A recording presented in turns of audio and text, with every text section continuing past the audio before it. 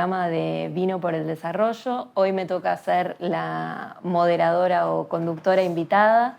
Mi nombre es Malena Biu, yo soy de la Red Argentina de Profesionales de Política Exterior, REDAPE. Primero que nada, les queríamos agradecer a Muebles Ries y al vino de Barricas, que nos trajeron el vino de Tierra del Fuego. Y después contarles que el encuentro de hoy es para conversar un poco sobre el sistema internacional y los BRICS. Y para eso tenemos estos invitados de lujo que yo ahora voy a presentar. Primero, Gustavo Girado, director de la carrera de posgrado de especialización en estudios en China contemporánea en la Universidad Nacional de Lanús y también director del Centro de Estudios de Investigación Sino-Latinoamericano, CECIL, también en la UNLA. Después Sabrina Olivera, magíster y doctoranda en Relaciones Internacionales, especialista en Economía y Negocios en India y Asia-Pacífico y coordinadora del Grupo de Trabajo sobre India del Consejo Argentino para las Relaciones Internacionales, CARI. Y Joaquín Rivera, presidente de la Asociación IBRICS Plus, Relaciones Internacionales del Partido Justicialista de la Ciudad de Buenos Aires y miembro del Consejo Latinoamericano de Sinólogos. Bueno, bienvenidos a todos. Gracias por la invitación. Bueno, para arrancar, si les parece, podemos empezar hablando de algunas cuestiones conceptuales o generales más generales para ponernos un poco en tema y después profundizar en algunas cuestiones. Si les parece, pongo sobre la mesa el que quiera tomar la palabra. ¿Qué son los BRICS? ¿Son un bloque económico? ¿Son un bloque político? ¿Cuáles son los temas de discusión que ponen los BRICS sobre la mesa? ¿Y BRICS? Empiezo yo, con mucho gusto. A ver, hoy BRICS se ha transformado en un hecho político mundial, como primera instancia, ¿no? Es un hecho y un encuentro que cada vez que sucede genera agenda, marca agenda mundial. Eso ya me parece la primera característica, ¿no? Además de explicar los países que lo componen, y me parece que todos ya lo tenemos claro, lo que determina la presencia de este espacio es la creación de un grupo que viene a plantear con muchísima fortaleza el multilateralismo como un eje de política exterior de cada uno de los países, ¿no? Y viene a plantear, si quieren, una ruptura en la hegemonía clásica a la que estamos acostumbrados post Segunda Guerra Mundial. Entonces estamos en presencia de una etapa nueva en las relaciones internacionales, estamos, creo yo, en presencia de una nueva forma de la toma de decisiones en el sistema mundial, que los BRICS pasan a ser la expresión de esta nueva etapa, ¿no? Una de las tantas, no la única, pero sin lugar a duda por sus componentes, una de las más importantes. Esa es mi opinión, mi visión general sobre los BRICS. Obviamente podemos profundizar mucho más, ¿no? Pero en general creo que lo que estamos hablando es de un nuevo espacio de discusión, de debate y de poder que viene a reconfigurar y a replantear las relaciones internacionales. Y en ese sentido, si hablamos un poco del sistema internacional, hoy ustedes entienden que el sistema multilateral es un sistema multipolar, es un sistema no hegemónico, es un sistema que está en transición. ¿Cómo lo podríamos plantear desde ese lugar? Bueno, creo que sí, un poco se están reconfigurando los nuevos actores, multipolarismo desde ya, pero y por el otro lado también me parece importante retomar algo que comentaba él, ¿no? Un espacio donde se empieza a generar agenda con nuevos actores, con nuevos países, con nuevos bloques y grupos, y además BRICS también un poco como puntapié para la formación de otros espacios y de otros grupos. Incluso mencionó IBSA, ¿no? como el antecesor de los BRICS y una serie de grupos también, MICTA, etcétera, que también un poco viene a agrupar estos nuevos actores, estos otros países que evidentemente no estaban representados en otro espacio. Sí. No, es que murmuré y dije, me miraste. No, la idea es que esto sea todo una conversación y que sea un ping-pong entre todos nosotros, así que obviamente... Libres. Sí, me alegra que tengan tan claro ellos el tema multipolar y multilateral. Yo vengo discutiendo, para mí, conmigo mismo, por supuesto, porque lo mencionan casi como si fueran, no por ello, sino suele leerse que se aborda el tema de BRICS como nuevo espacio multipolar. Y en realidad yo metería las cuestiones de multilaterales adentro de lo multipolar, en el sentido que multipolar, como lo dice el término, habla de distintos polos, y en esos polos hay un fuerte intento de cada uno de ellos que concentran radialmente algún tipo de hegemonía, entre comillas, buscan algún tipo de preeminencia sobre los intereses concretos que tengan como actores globales, ¿no? Y los polos aparentemente vienen siendo centralizados por alguna economía de raigambre, ¿no? Poderosa, con espalda. En cambio, lo multilateral es lo que yo tengo estudiado de pequeño, como estas cuestiones mucho más cooperativas o horizontales. Entonces, yo creo que si los BRICS van pensando en lo que dijo Joaquín, si la cuestión va por la multipolaridad casi en forma exclusiva, vamos a estar en problemas bastante serios, porque si no hay esquemas de multilateralidad simultáneos, el riesgo de guerra es bastante importante, porque los esquemas cooperativos en los marcos multilaterales son los que permiten que economías de menor envergadura, con menos espalda, en todo caso en vías de desarrollo, tengan algún grado de respaldo, tengan donde sentarse, eventualmente alguna silla, y BRICS justamente, ahora apoyando los dos, digo, BRICS justamente me parece que encierra, es un espacio multipolar claramente, porque hay economías extremadamente poderosas ahí adentro, y lo más importante es casi quién está fuera de ese espacio, pero ahí adentro, y por eso Argentina fue convocada hace un tiempo atrás, hay un muy interesante vector político para que economías de mucha menos envergadura, pero que eventualmente podrían tener voz propia, o podrían hacer evaluaciones con sus propios registros analíticos, digamos, con sus propias categorías analíticas, podrían decir, no tienen que tomar nada prestado de otros, porque han crecido y tienen la suficiente espalda como para poder expresarse per se.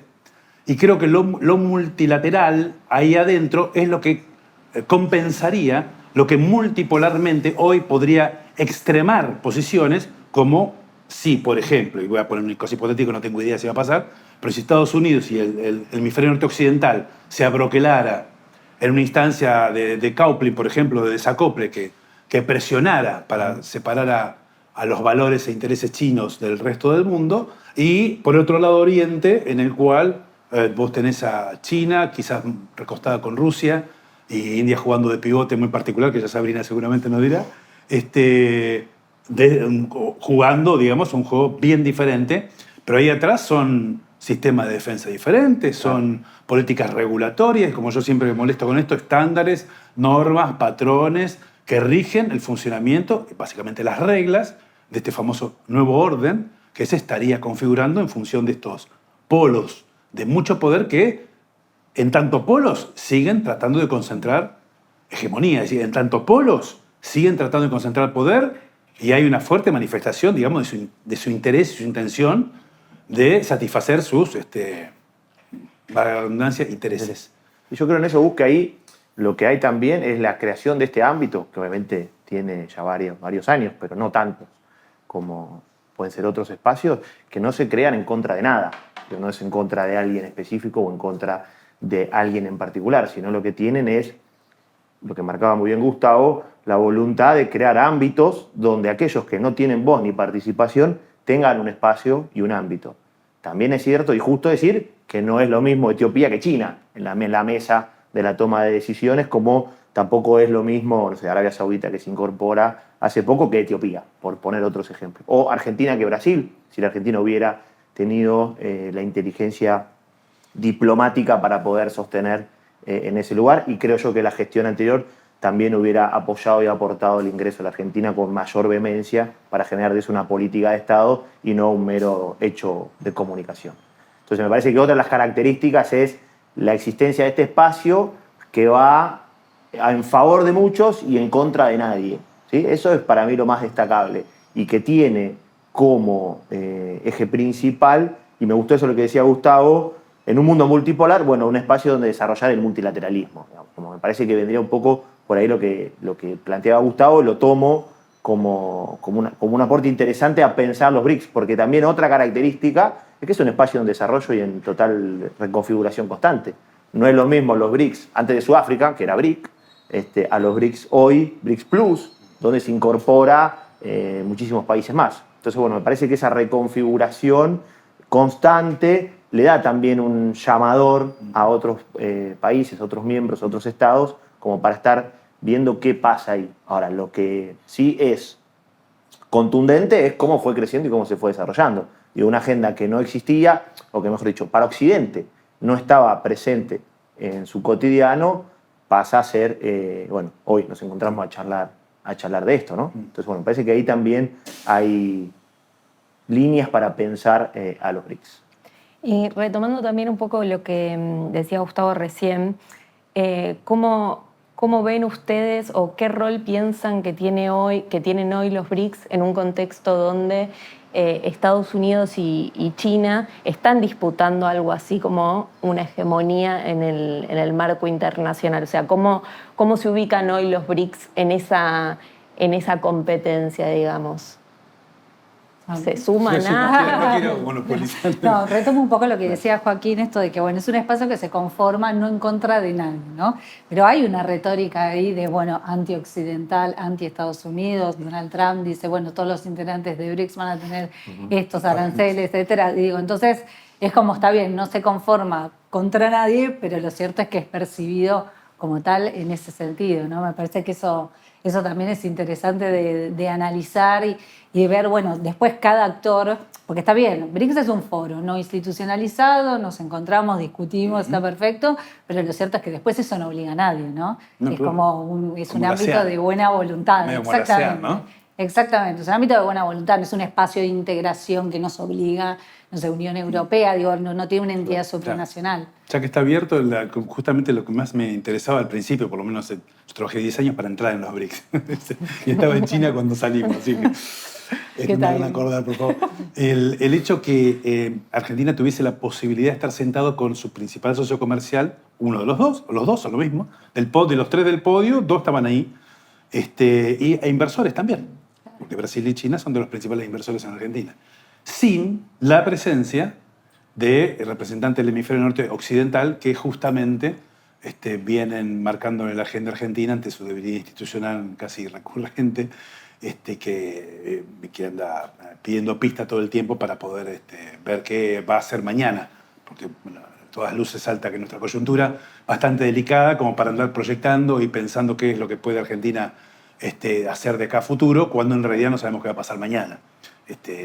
Si bien eso nos come en el día a día, especialmente la voluntad,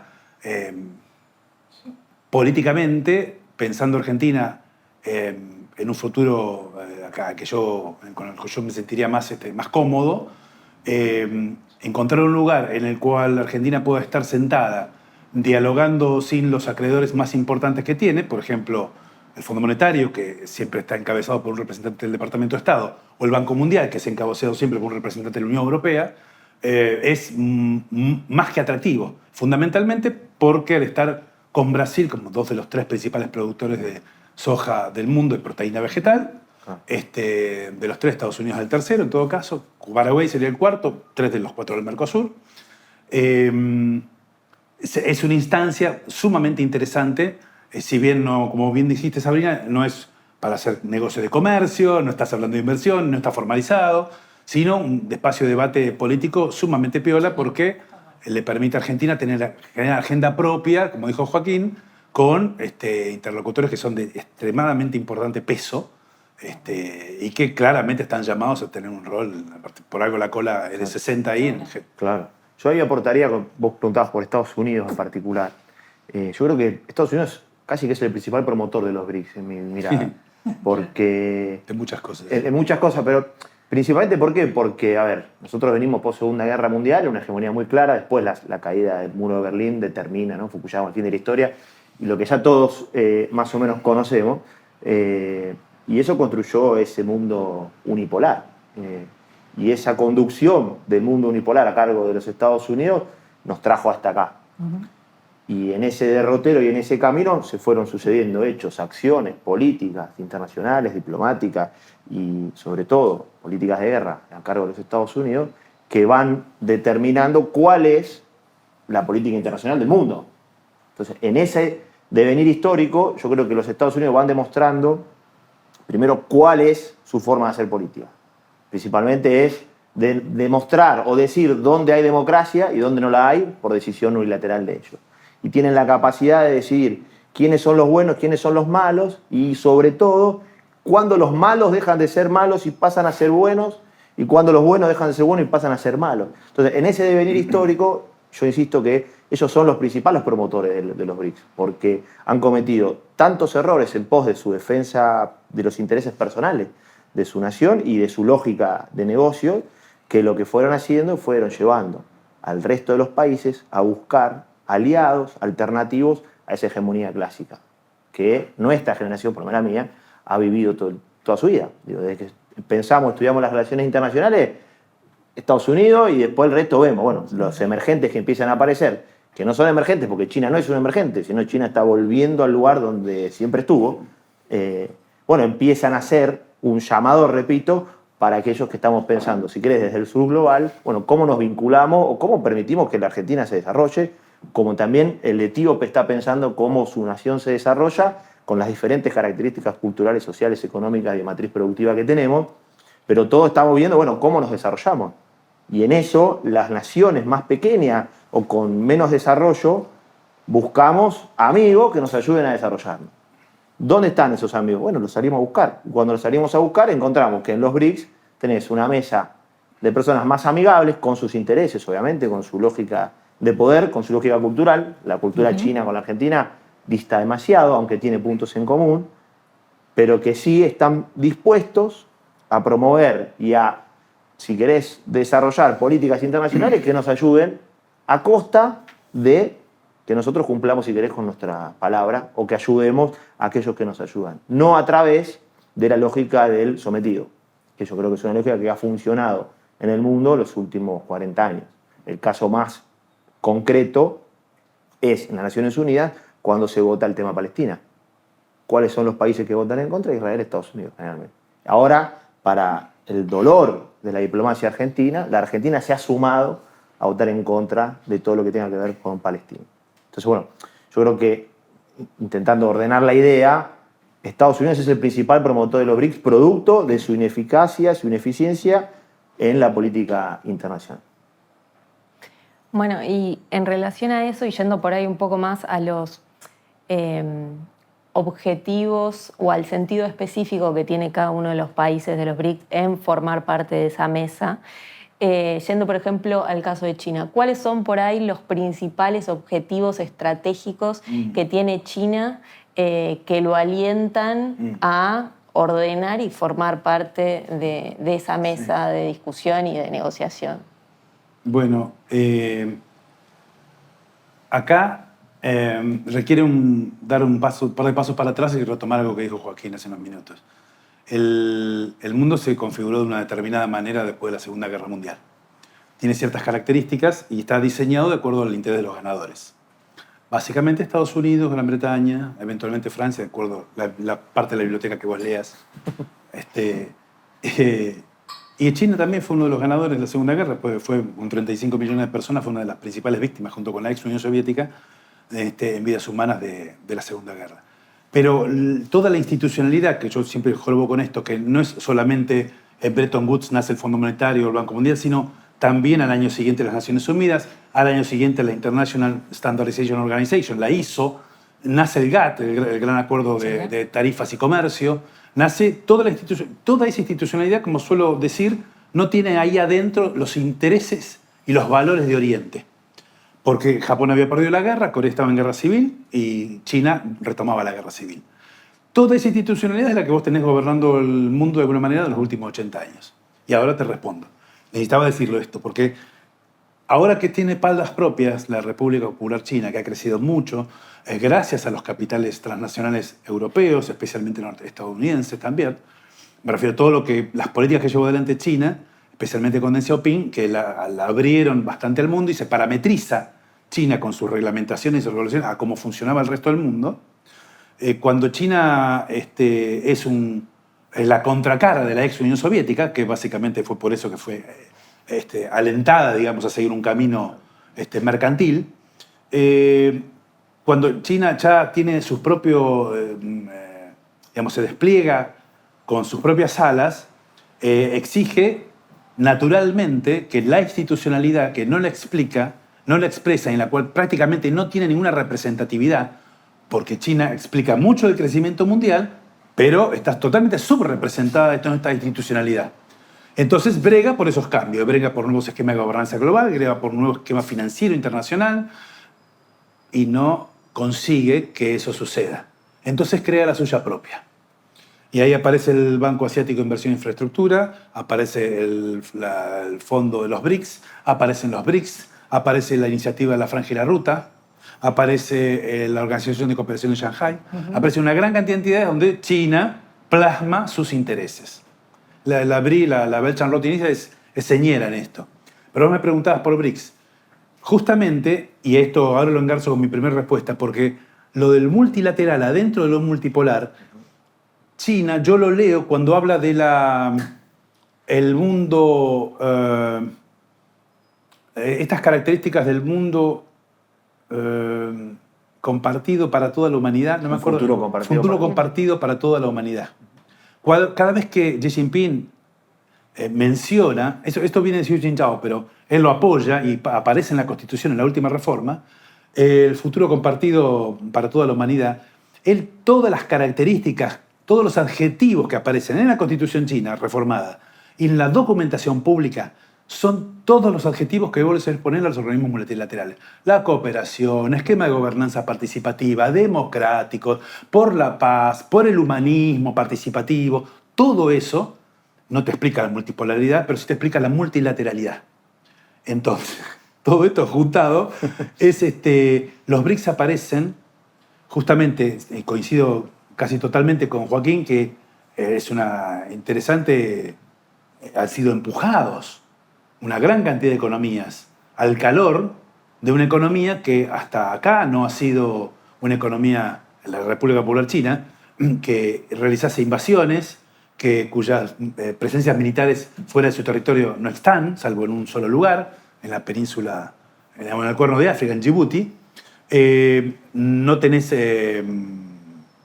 actitud agresiva a nivel internacional, y por el contrario, justamente con el mascarón de proa del proyecto político de Xi Jinping, que es la iniciativa de la Franja y la Ruta, lo que tenés es una búsqueda tremenda de espacios de paz, especialmente el Cáucaso Meridional, todo su alrededor, que es lo que requiere justamente seguir dándole de comer a 1.400 millones de personas con el Partido Comunista Chino a cargo de la administración del Estado, como marca la Constitución del 49.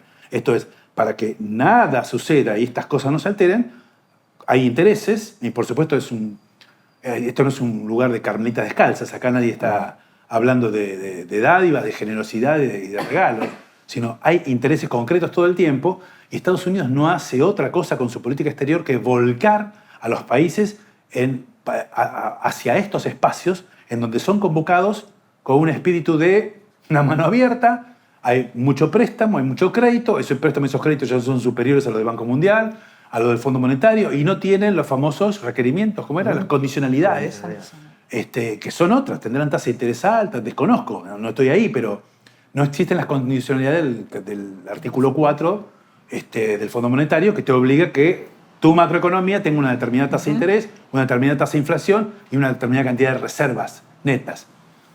Me fui un poquito, pero el punto es que los BRICS son resultado de esta política de la República Popular China, que en este caso encuentra en la Federación Rusa y también en la India, muy interesante porque han estado escondiendo debajo de la alfombra sus diferencias durante mucho tiempo, pero ahora han aparecido unos problemas a nivel global que les permite estar juntos, a pesar de mirarse en diagonal, y mirar y resaltar, destacar aquellas cosas en las cuales coinciden.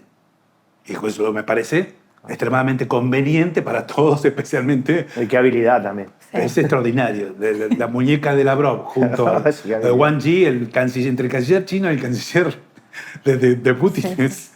Tenemos hecha la mitad de la biblioteca de cómo deben hacerse las cosas, especialmente por su acción, luego del retiro norteamericano de Medio Oriente, ¿no? Ese accionar que tienen para encontrar espacios en los cuales la diplomacia, Sabrina sabe mucho más que yo de esto, y poder desarrollar su política a través de ese cauce diplomático que hasta ahora vienen demostrando una calidad pero extraordinaria. Si Sí, no sí. aparece mucho en los medios es porque seguimos totalmente Ejemplo, subjetivados. El swap Europeos. chino con Argentina es un ejemplo claro de eso. Digo, Milei dijo barbaridades de esta administración, bueno, ya las conocemos todos, y los chinos dijeron no. Y estamos impagos con 5.000 millones de los 19.200. Y sigue- La parte activa son 5.000 palos que nos renovaron 2 veces, digamos, no nos cobraron los vencimientos. Claramente no tiene ningún apuro, pero en otras circunstancias históricas Sí. nos invaden. qué sé yo.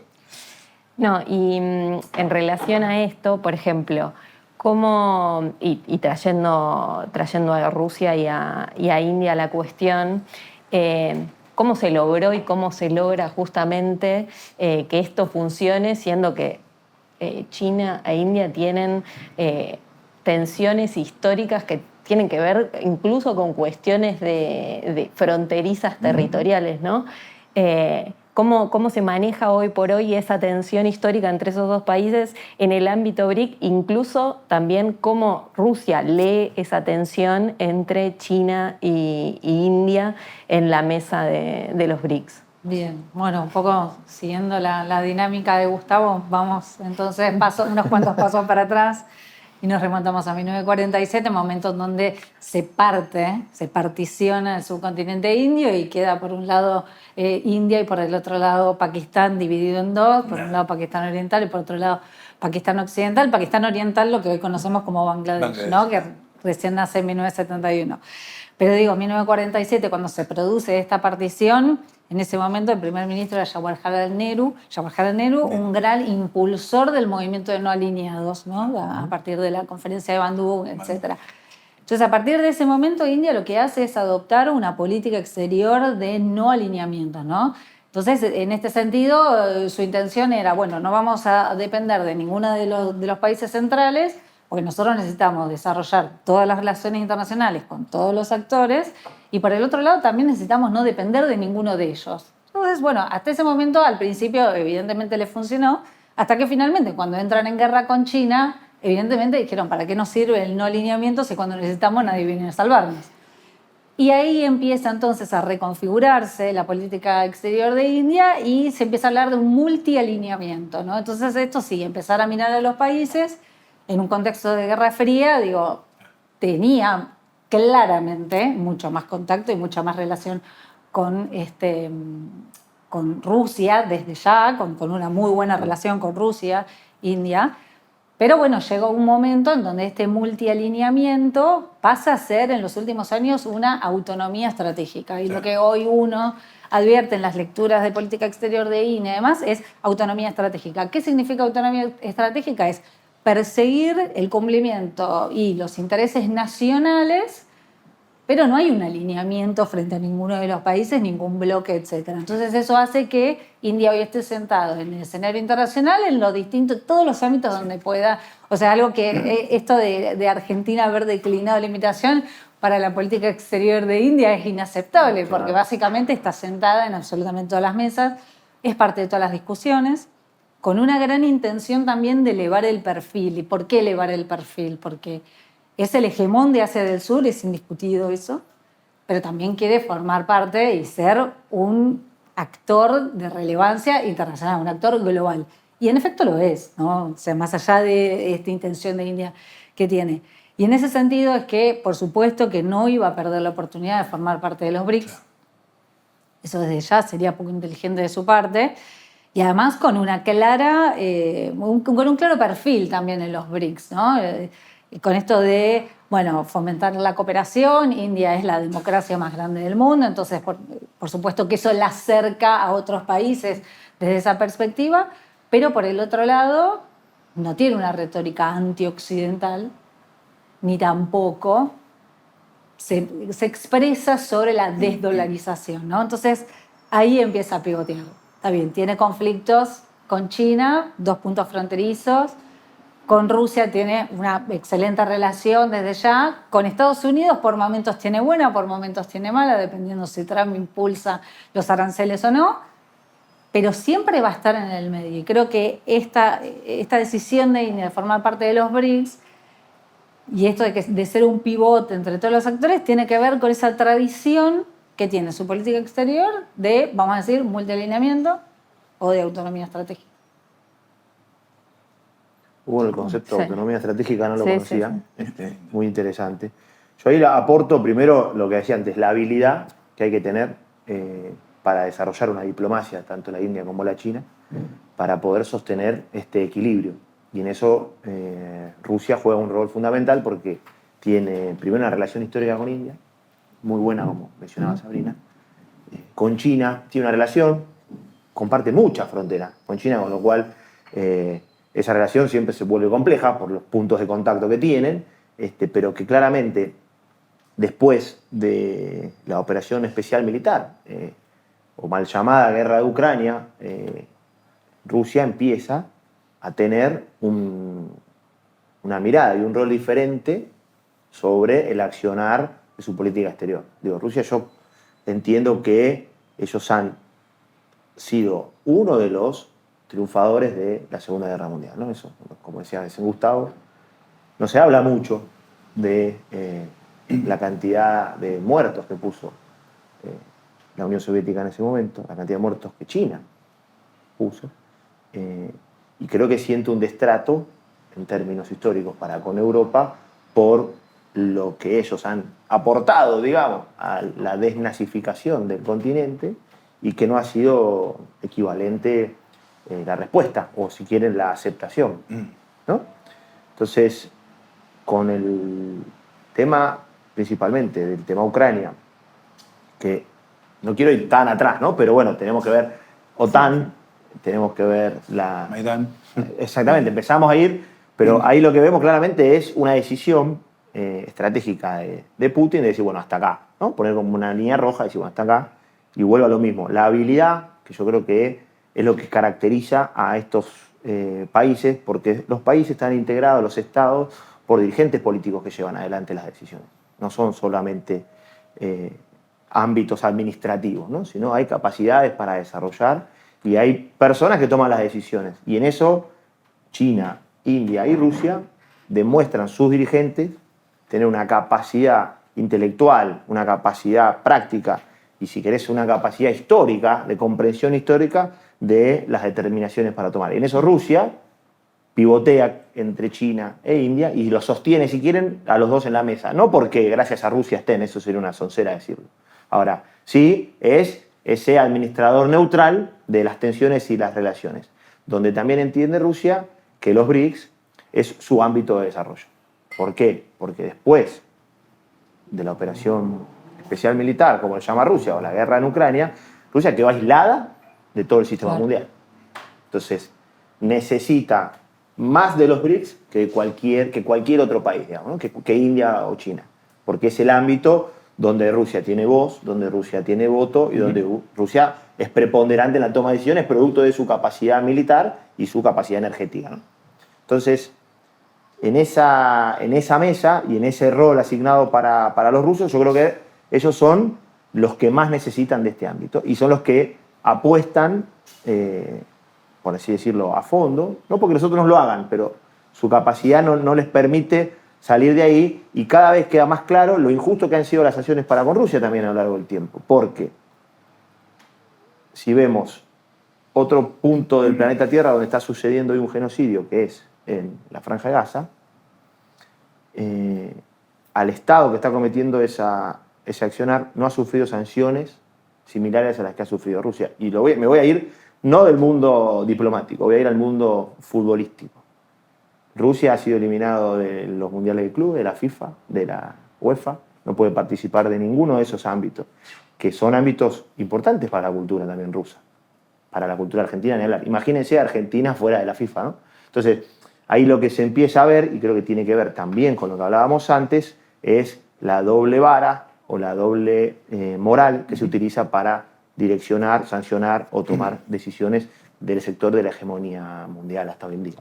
Entonces, Rusia tiene hoy una necesidad de que los BRICS funcionen, una necesidad de que esto camine.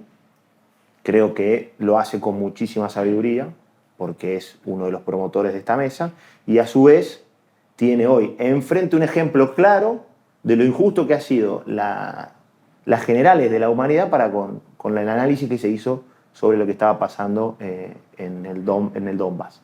Porque si vamos más atrás también, en el Donbass sucede y en Ucrania sucede, no me quiero ir a la mierda, pero en Ucrania sucede un golpe de Estado, ¿no? Donde se corta la cadena constitucional del presidente que había sido electo y se pone al actual presidente, que hoy es un dictador en el términos de que no ha sido electo de nuevo por elecciones, con lo cual su mandato está terminado. Entonces esto vuelve a lo mismo de antes, cómo el hegemón puede definir quién es bueno, quién es malo, cuándo es malo pasa a ser bueno, o cuándo el dictador es positivo o no es positivo, siempre y cuando le sea funcional a sus intereses. Sí, doble vara, ¿no? La doble vara que la empezamos a ver en todos lados, y yo creo que cada vez se nota más. Se nota mucho. Y cuando ponemos a Rusia en el contraste, se empieza a ver cómo funciona diferente en otros lados. Entonces, lo que me parece a mí que Rusia tiene como eje fundamental es su apoyo militar, ¿no? Su desarrollo militar es de los más altos del mundo. Su capacidad diplomática. Yo quiero resaltar eso porque no se menciona. La capacidad diplomática de un país que fue eliminado de todos los foros internacionales occidentales. Un país que a veces se olvida, pero que es Europa, es Europa. O sea, Moscú es Europa, San Petersburgo es Europa. Que fue maltratado después del sacrificio que puso para la Segunda Guerra Mundial. Entonces hoy necesita de los BRICS y que a su vez ha demostrado, con todas las sanciones que recibió, un desarrollo económico. Ha demostrado que las sanciones no solo no lo han complicado, sino que le han permitido un crecimiento, le han permitido un desarrollo de su matriz productiva. Obviamente han tenido que diversificarse, han tenido que reinventarse, pero que lo han logrado. Y lo han logrado con el esfuerzo del pueblo ruso, porque hay un pueblo ahí que sufre, que camina, que recorre sus calles, que trabaja y que aporta a la nación, y también lo ha logrado con su capacidad diplomática para sostener este escenario y tener un ámbito para poder decir su verdad. Porque si no, Rusia se quedaba sin un ámbito donde poder explicar desde su visión, seguramente otros países tengan otra visión, pero desde la mirada de ellos poder explicar y contar cuáles fueron los argumentos, los motivos que los llevaron a tomar tal o cual decisión. Entonces, ahí es donde Rusia tiene un rol fundamental y donde los BRICS también se vuelven más fundamentales que para otros, para Rusia. Y también en relación a lo que estabas diciendo y a la luz también del crecimiento tanto a nivel como estructural que fueron teniendo los BRICS en los últimos años, como también la ampliación en términos de socios plenos y no plenos. ¿Cuál es la reacción que están teniendo hoy Estados Unidos y Europa frente a esta situación de los BRICS en el plano internacional? Estados Unidos, Trump, también hay que, para mí, mencionar que la salida de Biden y el ingreso de Trump en la administración de Estados Unidos cambia y modifica todo el tablero. O sea, lo que estábamos estudiando y leyendo hasta la asunción de Trump, había que hacer un asado, listo, hay que empezar de nuevo a pensarlo y a estudiarlo. Entonces eso modifica el tablero. Pero la primera reacción de Trump es poner impuestos, subir los aranceles, la primera. Y lo que hace, a lo que decíamos antes, lo pone otra vez sobre la mesa. Entonces lo tuitea, o bueno, en su red social, que no es Twitter, pero bueno, lo pone en Truth. Lo pone y aparece la sigla BRICS, y la verdad que yo creo que mucha gente que estudiaba, veía o se ve identificado por Estados Unidos, por Donald Trump, no tenía tanto conocimiento de que eran los BRICS. Y a partir de eso, él lo pone otra vez en escena. Entonces, la primera reacción de los Estados Unidos es el aumento de impuestos a los aranceles. Después viene, sube, baja, genera un despelote bárbaro. Lo primero que hace es a China, México por el tema migratorio, claro. Canadá por el tema del fentanilo, y China por todo el antecedente, que es lo que él había dejado cuando deja el poder, cuando pierde con Biden. Claro. Él retoma una situación. Sí, retoma todo. Retoma con una India situación. hace lo mismo, los aranceles lo mismo. Claro. Y hay un viejo... Él tenía vigente un acuerdo de fase 1, que por la pandemia, digamos, quedó sin vigencia, pero justamente era el acuerdo que había alcanzado con China, por el cual China debía comprarle mucho más productos a Estados Unidos, y no vamos a entrar en detalle. Pero el punto es que, como si eso no hubiese pasado, él retoma esa posición de fuerza porque quería pivotar de ahí Claro. un beneficio político muy importante porque necesitaba entrar de esa manera por la forma en que había salido. Claro. Recuerden que hasta el día anterior había tenido juicios personales por Sí, claro. lo que le había hecho. Y el 2 de abril es el Día de la Libertad, cuando ponen los aranceles a todo el resto del Sí. mundo, que todavía no hay, a ciencia cierta, claridad sobre no solo los motivos, sino el cálculo Claro. que hizo para Claro. que Sí, islas sí. que no vendían nada Aleatorio. tuviesen Tal un cual. 200% de aranceles, digamos, esa cosa que, bueno, luego se transfiguró y está ahora negociando. Pateó la mesa y para obligar a todo el mundo a... no sé.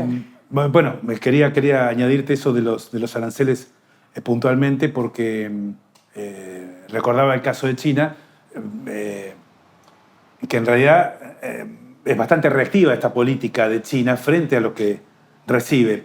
En el caso de BRICS, como bien dijiste, Joaquín, Rusia hace ese muy hábil juego diplomático, pero vos sabés que la caja de todo eso, yo le doy bastante mérito a la política de la República Popular China, que es la que permite que ese juego se desarrolle. Claro. Debe haber 8 millones de charlas en el medio, pero desde hace años que tienen el comercio bilateral en rublos y yuan renminbi, que se están alejando rápidamente del dólar norteamericano. Y cuando Putin, antes de los eventos especiales, Operaciones de las operaciones especiales contra Ucrania, antes de eso ya tenía las cuentas de la Unión Europea totalmente congeladas, tenía las cuentas bancarias totalmente detonadas y no podían hacer un movimiento salidos del SWIFT, Claro. no podían girar ni recibir dinero. Ahora la situación, la Federación Rusa es realmente muy compleja en esos términos y se han desenvuelto de una forma maravillosa, tienen una economía en crecimiento a pesar de tener estas operaciones especiales. Digo. Creo que China ha jugado un rol en esa situación de pivot sumamente importante y ahí están los BRICS. Claro. Porque el ámbito de conversación de esas dos economías tan grandes y tan importantes, casi más importantes que grandes, digamos, que son China y Rusia, es justamente los BRICS. Y si bien Putin no ha podido ir a las reuniones fuera de su territorio, justamente para no correr riesgos, ha acompañado a Xi Jinping cuando no vinieron a Brasil la vez pasada. Digo, han tenido una posición política bastante parecida y recientemente, con los 80 años del aniversario de la derrota del fascismo, han estado Putin Sí. junto con Xi Jinping en Beijing. Digo, me sumo a tu comentario. Viste, tuvieron una charla, fuera de contexto esto, estuvieron en una charla que se filtró, que no sé si la filtraron a propósito, Putin Sí. y Xi Jinping hablando de hasta cuánto viviría Inteligencia, la humanidad. Sí. Cuando iban caminando. Cuando iban Sí, caminando. cuando iban Yo creo caminando. que esas cosas no se filtran, o sea, nada, vos conocés mejor Es China que deliberado. nadie, nada sucede sin que quieran que suceda. Es medio raro, sí, fue todo No, medio. dice que era un mensaje a Trump, como diciendo que estaba grande y viejo. Ese mismo día, el señor Donald Trump saca el aviso de qué bueno que estén de acuerdo, que bien que le están pasando, lástima que es una reunión anti-Estados Unidos, pero bueno, me alegra que estén todos juntos. Estaba el de Corea del Norte, Estaba Kim Putin, Jong-un. una foto histórica extraordinaria, pero Que solo China puede juntar esa foto también. es que justamente Ok, eso es. volvemos al punto del espíritu compartido de una comunidad muy armoniosa, y donde China abre un juego ahí muy interesante, que está en pleno desarrollo, realmente es un work in process, ¿no? Porque la verdad que no... Yo te quiero aportar lo de una comunidad de futuro compartido para toda la humanidad que Sí. plantea Xi Jinping.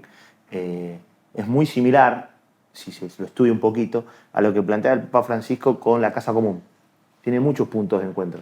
Que es plantear, estoy No, abriendo sí. el paraguas a aquel lado, pero que es plantear, lo define por sí mismo, un futuro compartido para toda la humanidad, y el Papa hablaba de la construcción y el cuidado de nuestra casa común. O sea, son filosofías diferentes, culturas diferentes, pero que filosóficamente están expresando lo mismo. Y si venimos a Sudamérica, vamos a encontrar a un viejo general que planteaba la construcción de una comunidad organizada. Sí. Entonces, como a lo largo de las décadas y a lo largo del tiempo, vos vas encontrando que, si quieren, la filosofía para el desarrollo de la humanidad es más o menos la misma. Cada uno le pondrá el nombre, Sí. el título que le quede más cómodo. Pero una comunidad organizada, la construcción de una casa común, un futuro compartido para toda la humanidad, son primas hermanas filosóficamente de pensar, bueno, cuál es el sistema de relaciones internacionales que desarrollamos y a su vez también cómo nosotros construimos eso. Porque siempre hay que pensar, y yo insisto en esto, que la política internacional la hacen los seres humanos, no lo hace la inteligencia artificial. La diplomacia la desarrollan los seres humanos con sus características, sus capacidades, sus buenos humores, sus malos humores, su capacidad de hablar, su capacidad de callar, su capacidad de filtrar un audio o su capacidad de no comentar lo que haya que hacer. Entonces, no sé a dónde iba con esto, pero sí quería aportarle a Gustavo, cuando habló de futuro compartido para toda la humanidad, la vinculación, y vos buscás y eso tenés en Roma, en China y lo tenés en Argentina. Y lo tenés en India. Bueno, ahí está. One sí, World, One Family, Claro. Vasudhaiva Kutumbaka, digo, también todas cuestiones que tienen que ver con la familia Bien. y el futuro. Igual no me olvido que detrás, digamos, que puede estar las necesidades de la India, las necesidades de Rusia y las necesidades de China, que los agroalimentos son limitados, Sí, hay que bueno, producirlos en por forma supuesto. armoniosa y adecuada, entonces hay que tener muy Hay que buenas darle relaciones con comer. aquellos que tienen los recursos para hacerlo, y los sistemas energéticos ni te cuento. Totalmente. Somos vanguardia tecnológica en China con el tema de energía limpia, verde y renovable, pero somos el más contaminante. Entonces, antes que nos pasen la factura, a ver, tengamos una buena relación con quien tiene el mineral de hierro, con quien tiene los minerales raros, ¿por qué no con Argentina? ¿Por qué no con Paraguay, aunque no nos reconozca? ¿Por qué no con Brasil? ¿No? Así que hay hilos concatenantes que seguramente los intereses que dan lugar a estas políticas, algunos serán los hilos más gruesos, otros menos visibles, pero me parece que hay vasos comunicantes importantes en economías muy populosas, muy fuertes militarmente, tecnológicamente, las tres de las que estamos hablando, Sí. tienen población muy capaz, ingenieros de los mejores del mundo. No sé si algún país puede superar la calidad de los rusos, los indios y los chinos en el high-tech, ¿no? Sí. Que es el diseño justamente de los patrones, las normas, los estándares de las manufacturas por venir. Y creo que por ahí viene gran parte de la cosa. Y ahí lo que vos decías, Gus, perdón, pero el rol de Argentina en esto, yo no sé si me viene Eso, perdón. no, igual hacemos la pregunta, está perfecta. No, les iba a preguntar por la región, o sea, después por Argentina, ¿no? Bien. Pero Chanté. ¿cómo juega América Latina en este escenario internacional y con los BRICS en el momento en el que están, ¿no? Sabrina sabe. Bueno, a ver, puntualmente sobre India, ¿no? Bueno, Latinoamérica no es una prioridad en la política exterior de India y eso hay que reconocerlo y ellos mismos también lo saben. Lo cierto es que India siempre está mirando primero su vecindario, porque se siente rodeada por momentos. Por un lado tiene China, por el otro lado tiene Pakistán, su vecino tan problemático desde el momento de la partición. ¿Y ahora va a tener a Nepal también en contra? O? Y bueno, estamos viendo ahí qué es lo que sucede. Yo creo que India no va a querer nunca que Nepal sea problemática para ella, porque ella no puede tener un foco más, ¿no? O sea, creo que hasta ahí ya está y en ese sentido también India opera un poco como el Big Brother, ¿no? De todos los países de Asia del Sur. Así que como permanentemente India está mirando este vecindario y después por momentos a lo que llama el vecindario extendido, todo lo que es el resto del mundo, la verdad es que no estamos en una prioridad, pero hay alguien que está marcando la agenda y es ni más ni menos que China. Entonces, si China está en Latinoamérica, Claro. bueno, India llegó 20 años más tarde, esa es la verdad, y empieza a ver un poco Latinoamérica. Esto de los agroalimentos es fundamental. India es un país de, vamos a decir, 1.460 millones de habitantes porque no tenemos datos ciertos. Desde el 2011 que no tenemos un censo, con lo cual en el 2027 recién vamos a saber cuál es la población real de India. Entonces hay que obtener, por supuesto, alimentos. No es un país que sea autosuficiente y es precisamente lo que está buscando. Entonces Latinoamérica en ese sentido le ofrece mucho. Pero no tiene los recursos materiales de China, no baja con tanto proyecto, no baja con tanta inversión como sí lo ha hecho China. Entonces está un poco atrasada en ese sentido. Por lo tanto, BRICS es una plataforma en algún punto para bajar. Tal es así, esto no lo quiero dejar pasar, y es que cuando Modi, el primer ministro de India, viaja a Brasil, viaja a Argentina por 20 horas. Viene a mantener una reunión bilateral con Milei, con los funcionarios, etc. No es un dato menor.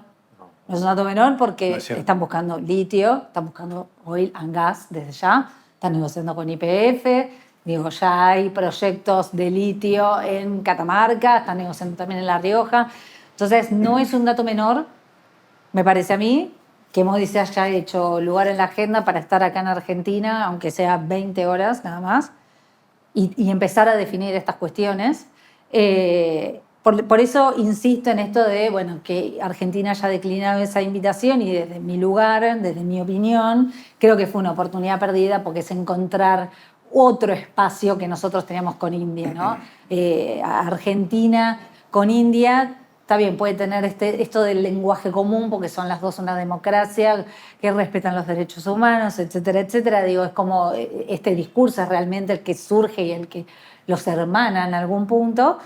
Pero lo cierto es que hay una distancia geográfica y cultural que es enorme. Y hasta tanto los argentinos no tomamos conciencia de las necesidades de conocer a India, así como hay múltiples espacios de formación sobre China, ¿no? Gustavo es uno de los responsables de eso. Bueno, de India todavía, en eso estamos muy atrás.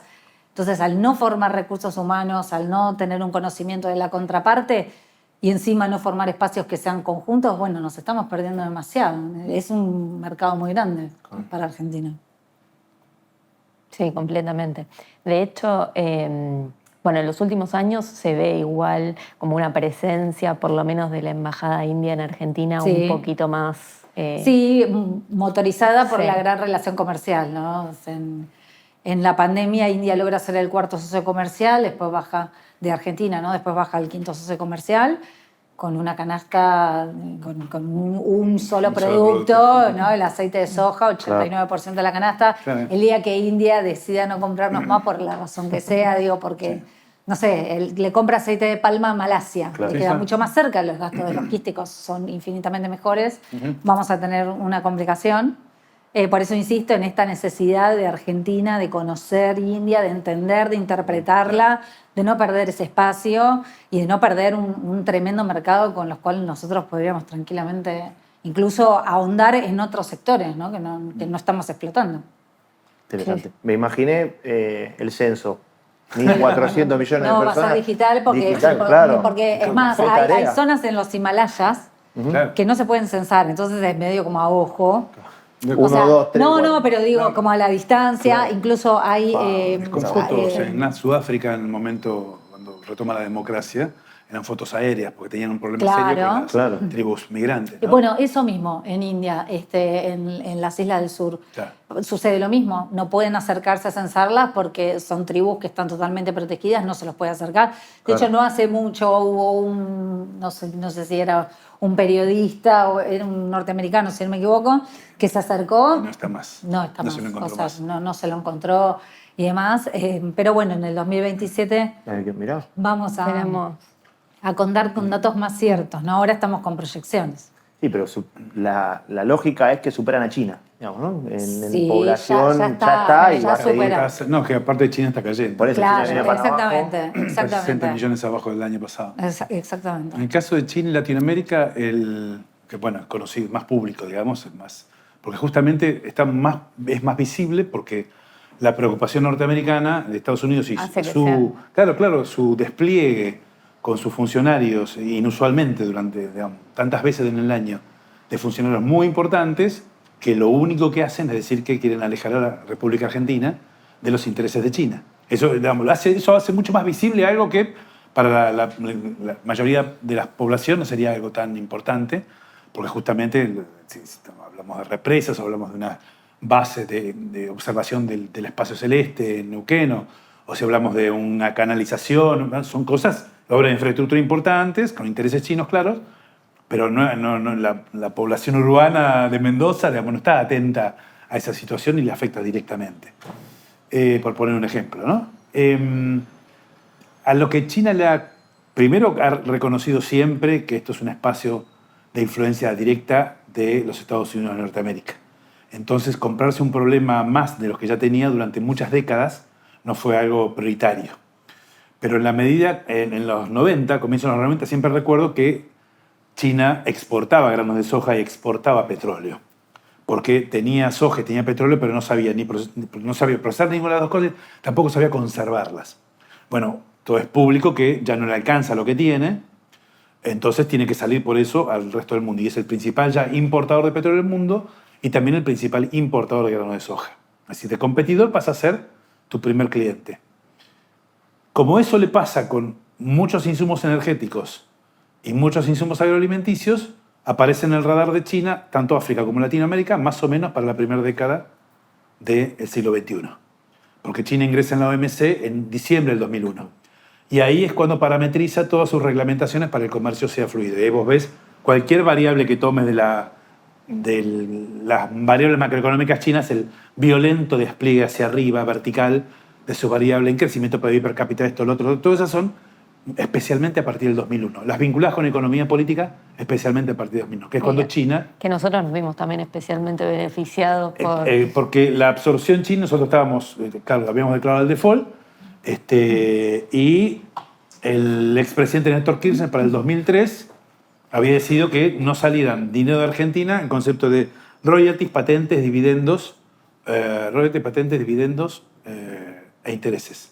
La mitad de la deuda externa, que no con organismos multilaterales, se dejó de brindar el servicio, y esos otros rubros de servicios al capital, Argentina dejó de tributarlo. Entonces, el resto nos convertimos, entre comillas, en el paria internacional, porque solo nos pueden comprar a crédito, al contado, no a crédito, y el presidente ordena que todos los dólares que se generan a partir del comercio tienen que ingresar a Argentina. Y como muchos precios suben mucho gracias a que la atracción de la demanda china tira hacia arriba gran parte de nuestra canasta exportadora clásica, Argentina se ve beneficiada de que esos precios suban.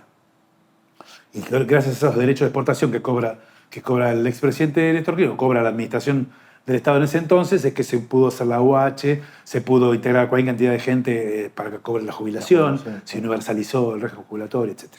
Pero bueno, eso es otra historia. El punto es Latinoamérica. En Latinoamérica, lo que le tiene muchas dificultades China para ese entonces es encontrar un solo interlocutor. Porque le resulta sumamente complejo nuestra miríada de opiniones. Ni qué hablar cuando se cita con el Mercosur. Bueno, acá son 4, a ver si... Y no. Y la verdad que cuando Brasil quiere una cosa, Argentina quiere otra, y cuando cambiamos, cuando uno se vuelve más de centro-izquierda, el otro se vuelve más de derecha, y viceversa, y no encontramos un momento en que los cuales encima Paraguay no reconoce a la República Popular China como la única China, sino que reconoce a la República de China, a la isla de Taiwán.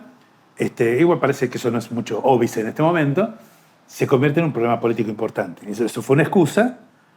Incluso le pasa algo parecido con la Alianza del Pacífico, digamos, Colombia, Perú, Chile, Ecuador tienen problemas similares para aunar criterios para poder tener más espalda para negociar una agenda común con China. Así que China lo junta a todos y estimula la creación de la CELAC, que es nada más y nada menos que la OEA, sin Estados Unidos y Canadá, pero incluye a Cuba. Y en la CELAC vos tenés un interlocutor político con China, pero solo al ritmo de la política que determine China, porque hay países que han cambiado demasiado seguido los presidentes, como por ejemplo Perú, y otros que tienen la habilidad institucional muy observada, o observable en todo caso. Y a eso a China le resulta sumamente complejo, porque no tiene muy claro si accede a una mesa de negociación por un proyecto de mediano a largo plazo, si eso le va a poder ser cumplido por esa democracia occidental, llamada, que está físicamente en Latinoamérica. Entonces la cosa se le pone bastante complicada. Y por eso tiene el hecho de que Brasil esté en los BRICS es extremadamente importante para China, y también lo hubiese sido si Argentina, motorizada tanto por Brasil como por China, hubiese tenido un lugar ahí, porque equilibraba mucho el peso específico de los distintos continentes que tienen presencia en los BRICS, y ahora está Brasil prácticamente solo. Tiene un par de adherentes nomás, pero no hay nadie con una equivalencia que podía darle a Argentina para BRICS. Pero perdóname, me preguntaste por Latinoamérica y China. En definitiva, está puesta muy en tela de juicio porque el despliegue de la administración Trump sobre Latinoamérica, con sus voceros políticos, para que los intereses chinos no sean tenidos en cuenta dentro de Latinoamérica, y usando la zanahoria y el palo, el garrote y la zanahoria para poder impulsar proyectos, a Latinoamérica en diversos grados se le está poniendo bastante complicada, salvo que haya una administración como la del presidente Milei que toma como política exterior de Argentina la del Departamento de Estado. Si no hubiese un seguimiento ciego como hace Argentina, por lo menos tendrías algo para discutir en algún momento de tus 4 años de gestión. Pero en la medida que eso no sea así, vos sos el único, te convertís en el menos importante, porque sos nada más y nada menos que un brazo utilitario de Estados Unidos justo a 700 kilómetros de la Antártida. Así que te perdés la oportunidad doblemente histórica, no solo por lo que dijo Sabrina de los BRICS, sino porque también tenés un lugar estratégico sumamente interesante que hoy es buscado porque tenés submarinos del MI6 abajo de las Malvinas buscando tierras raras. Y sí, hay varios países haciendo eso y vos no tenés ni un barco a vela. Sí. Y eso es política oficial, de comprar claro. aviones que no funcionan Sí.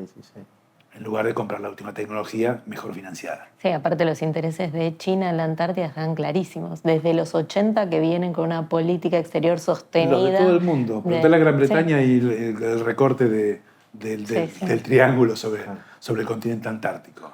Yo en eso de China y Argentina incorporo 2 ejemplos de cómo la injerencia extranjera, sobre todo de Estados Unidos y el Departamento de Estado, toma relevancia sobre la dinámica nuestra. El ejemplo primero que se dio en la administración anterior, Atucha 3. Nosotros se llegó a firmar con Núcleo Eléctrica, Sociedad Anónima, bueno, vos estabas en China, Gustavo, en ese momento, un contrato, tenemos la virome con la que se firmó el contrato, donde se establecía las normas para establecer la Atucha 3. Eso en una administración peronista, ¿no? Y eso cayó a saco roto. Y después tenemos la administración actual con una línea muy clara, como decía Gustavo. O sea, la Argentina hoy por hoy sostiene la política interior del Departamento de Estado de Estados Unidos, donde la relación con China es protocolar. No hay proyectos de inversión, proyectos estratégicos, y China tiene en la Argentina el proyecto de inversión más grande en el exterior, fuera de China, que es la Zepernik y la Néstor Kirchner en el sur. Entonces, ahí vemos cómo, insisto, capaz un poco a lo anterior, pero cómo es necesaria la construcción de una dirigencia política que tenga clara cuáles son los intereses nacionales, cuáles son los intereses que están por encima del debate político que podamos tener en la coyuntura, que nos permitan proyectar al desarrollo de nuestro país y que nos permitan pensar cómo lo vinculamos con las grandes potencias. Porque yo creo que ninguno de los que estamos acá podemos decir, no, Argentina tiene que alinearse con China, no, tiene que alinearse con India, no, tiene que alinearse con Rusia, tiene que alinearse con Estados Unidos. Ninguno piensa eso.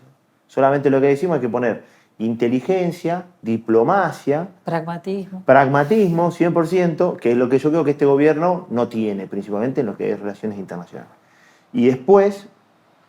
Perdón, en relación a eso, Juan Gabriel Tocatlián dijo una frase que viene muy al caso, que decía, si no estás en la mesa, sos parte del menú. Que justamente claro. O sea, en relación al tema de los BRICS y al caso argentino. Sí, vamos a lamentar muchísimo la salida, porque aparte ahí lo que sucedió fue o sea, no le pidieron tanto, nadie le pidió al gobierno actual que salga de lo. No vino el Departamento de Estado a decir, les preocupa más que le armes una central nuclear con financiamiento y tecnología china que seas parte de los BRICS. Pero... De hecho, pueden usarte de espía. Claro, bueno. como es habitual, que siempre hay un país que no... Con la lógica sobreideologizada de la política exterior y con un chupamedismo innecesario, se sale de los BRICS. Y yo ahí también quiero marcar alguna responsabilidad en esa salida en parte de la administración anterior, que tiene que ver con no haberle dado la importancia a esa situación. Argentina, el ingreso nuestro a los BRICS pasó como se hablan cualquier tipo de... como ¿cuánto está el dólar hoy? Sí, ¿no? Sí, circuló más cuando no hoy el dólar hoy fue más importante el tema que los BRICS. Pero pasó así nomás. Y eso es una responsabilidad de la gestión de la Cancillería Argentina en ese momento. Porque, primero, entiendo que no sabían si íbamos a ingresar o no. No había representante argentino. Y no había un representante argentino en Sudáfrica. Ni siquiera de la embajada. Para recibir, como diciendo, bienvenido, ¿viste? No había nadie. Y yo creo que eso lo que construye es un escenario en lo cual, como es un tema que parecería no ser menor, porque no hay dirigentes políticos de relevancia que vayan a darle la envergadura institucional al hecho, le allana el camino a la administración actual para tomar una decisión que a nadie le importa. Sí, el bajo costo. Totalmente, ningún costo. Si no fue nadie a entrar, ¿qué es eso? No se entiende. Bueno, entonces me parece que ahí es como, insisto, lo mismo, la necesidad de cuadros políticos que entiendan por encima de los intereses particulares, los intereses de la nación. Primero la patria, segundo el movimiento, último los hombres. Entonces, eso es fundamental. Entonces, me parece que hay que trabajar hoy por hoy en los cuadros técnicos también, en eso, en ese debate. Porque a veces sucede en la diplomacia, no solo Argentina, sino en todo el mundo, que los cuadros técnicos simplemente son cuadros técnicos, ¿no? Entonces el cuadro técnico... Desplazado por el político. Claro, entonces el cuadro técnico hace informe nada más y no tiene capacidad de dilucidar sobre sí esto. No, pero si tenemos un cuadro técnico hay que conformarlo y darle también la mirada política y la formación política para comprender esto simple, los intereses de la nación están por encima de cualquier debate. Entonces una central nuclear que nos permita a nosotros tener superávit energético tiene que ser una línea estratégica. Las Malvinas no se discute, no se debate, no vale tener una foto de Margaret Thatcher en la Casa Rosada. Entonces, no me quiero ir a cualquier lado en la charla, pero los BRICS, la Argentina y el continente tienen, para mí, un aporte a hacer a la etapa que viene. Y la Argentina, más allá de que nosotros hoy hemos quedado afuera de esta mesa, yo creo que todavía tiene la oportunidad de poder ingresar. No está perdida la posibilidad de la vuelta de la Argentina a los BRICS, obviamente en una administración que pretenda y entienda que esto es lo que hay que hacer. Claro. Pero eso no está cerrado. Y en eso el rol de China y el rol de Brasil han sido fundamentales para nuestro ingreso. Y yo creo que el rol de Rusia en la etapa que viene también es muy importante. ¿Por qué? Porque si vemos la relación argentino-rusa, siempre fue excelente. Excelente. Yo estaba caminando por Moscú y tenía incluso en la dictadura. Incluso en la dictadura. Siempre fui caminando por Moscú, al argentino, no me expliquen por qué, entiendo que supongo será cultural, el fútbol evita, pero siempre hay una cuestión cultural de que Totalmente. incluso han consumido muchos de los programas. Sí. Muñeca Brava. Sí, Muñeca Brava, es tremendo. Bueno, la fama de Natalia Oreiro. Natalia Oreiro Hay rusos que yo conocí que aprendieron a hablar en español por Muñeca Brava. sí, Es más soft conocida, power. claro, soft power. Soft Más power. conocida en Muñeca de Natalia Oreiro que hasta Messi te diría en algún momento de la historia. Entonces, y la otra cosa que demuestra la relación histórica Argentina y Rusia es que en plena pandemia, cuando las vacunas escaseaban, el presidente Vladimir Putin tomó una decisión que fue entregar a la Argentina, a la Sputnik, vacunas, entregar la patente a su vez también, y dejar de vacunar rusos. No es que estaban todos los rusos vacunados y bueno, con el sobrante de vacunas que nosotros tenemos, vamos a darle a nuestro socio unas vacunas. No, tomó una decisión donde obviamente a sus intereses también le convenía, ¿no? Porque era demostrar la posibilidad de que la vacuna era buena, de que servía y que qué bueno que era la gestión y la administración en eso. Pero yo creo que el pueblo argentino en eso tampoco ha sabido reconocer la decisión del Estado ruso y el pueblo ruso que aceptó que no vacunar a su propia familia para que se vacune a un integrante de la Argentina.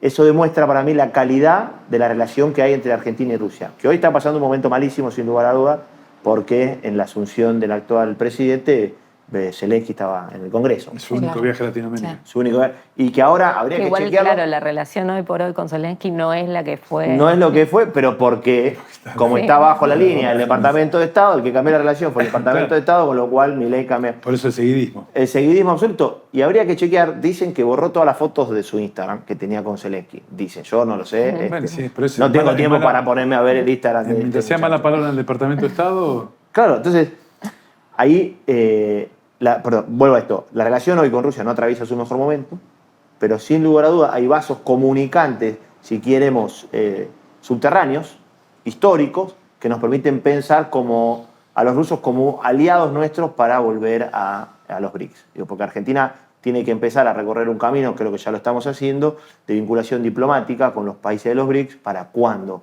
le toque una administración que tenga la voluntad de ingresar, los caminos estén un poquito más cortos. O sea, no tengamos que recorrer porque tampoco va a ser fácil, ¿no? Es como vos invitas a alguien a tu casa, 5 veces y no viene, bueno, y después dices, che, quiero ir, bueno, sabes que tengo otras cosas para hacer antes. hay 60 en la cola. Exactamente. Pero creo que Argentina tiene un rol para cumplir eso. Y después, ¿qué le da la importancia, además del rol de Argentina con Rusia y sus relaciones con China, con la India? Los alimentos y la energía. Digo, Argentina, comparado con otros países que están en la fila para ingresar a los BRICS, tiene un componente de insumos para ofrecer a esa mesa que resaltan sobre cualquier otro. No quiero dar un nombre específico, pero la Argentina hoy tiene el desarrollo, si queremos así, la cordillera Minero y en la Pampa Húmeda. Esos dos factores de desarrollo o esos dos lugares donde está la inversión mirando y los intereses extranjeros mirando para invertir, para poder desarrollar, son los que la Argentina la hacen hoy un lugar interesante para sentarse a discutir. Entonces tenemos lo cultural como un eje de trabajo que ya se viene desarrollando, lo histórico, pero después tenemos cosas materiales para aportar en eso. Depende también de la Argentina con qué inteligencia desarrolla esa relación. A mí me pasa siempre discutiendo con China, ¿no? Como, che, bueno, ¿qué quieren los chinos? Y es al revés. ¿Qué quieren los indios? ¿Qué quieren los rusos? No. ¿Qué quiere la Argentina de los chinos? No, ¿qué quieren los chinos de Argentina? Tenemos que empezar a pensarnos desde esa lógica, porque es lo que nos va a dar la respuesta más fácil, me parece a mí. Porque si vos le preguntás a los chinos qué quieren de Argentina, ¿y qué te van a decir?